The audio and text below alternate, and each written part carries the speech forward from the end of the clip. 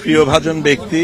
আমাদের খুব কঠিন সময়ে পাঠশালা যেখানে আমাদের উপর অনেক রকমের আক্রোশ হয়েছিল, অনেক রকমের আগ্রাসন হয়েছিল, সেই সময় এই ব্যক্তিটা কাঁধে পুরো বোঝাটা নিয়ে আমাদেরকে কিভাবে বাঁচাতে হয় সেটা করেছেন এবং বিভিন্নভাবে শুভাকাঙ্ক্ষী গার্জিয়ান হিসাবে এবং ভালোবেসে আমাদের সাথে এই পুরো সময় থেকেছেন।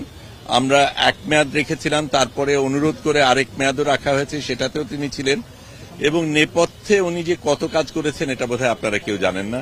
তাকে আমাদের গভর্নিং বডির চেয়ার হিসেবে উনি যেই কাজগুলি করেছেন, যেই দায়িত্বটা নিয়েছেন, সেটা এই প্রতিষ্ঠানকে বটবৃক্ষের মতন ধরে রেখেছেন, উপর নিয়েছেন যাতে নাকি আমাদের উপর চাপ না পড়ে। তারপরে সরকার বিভিন্নভাবে তাদের ওই আমাদের গভর্নিং বডির মধ্যে কাকে রাখবে কাকে রাখবে না সেগুলি করে আমাদের হেনস্থ করার জন্য, আমাদের কঠিন একটা পরিস্থিতির মধ্যে নেওয়ার জন্য, সেখানে উনি নিজের প্রভাব খাটিয়েই বলবো যে ভিসির সাথে যোগাযোগ করা, মন্ত্রণালয়ের সাথে যোগাযোগ করা, যাতে আমাদের উপর ওই চাপগুলি না পড়ে, সেই জিনিসটা উনি নিজের উপর চাপ নিয়ে তারপরে করেছেন। আমরা যে বিপদের সময়ের মধ্যে ছিলাম, সেই বিপদের সময় উনি সত্যিকার অর্থে আমাদের ছায়া দিয়েছেন, আশ্রয় দিয়েছেন এবং দিক নির্দেশনা দিয়েছেন অনেক ক্ষেত্রে কিভাবে কি করা যেতে পারে। আমরা সত্যিকার অর্থে এই আমলাতান্ত্রিক জায়গাগুলি চিনি না, জানি না।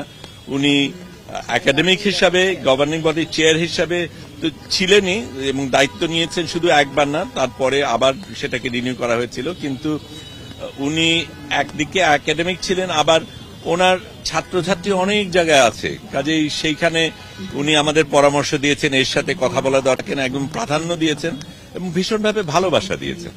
একেবারেই তাই, এবং শুধু তাই না, এটা বলবো কি সকলের সকল গুণ থাকে না, এক একজন এক এক রকমের। উনি কিন্তু যেই কথাগুলি বলেছেন, কড়া কথা বলেছেন, কিন্তু এমনভাবে বলেছেন যেটা মানে গ্রহণ করা যায় এক অর্থে, মানে আমাদের পক্ষে থেকে, কিন্তু অন্যদের সেরকম উত্তেজিত না করে।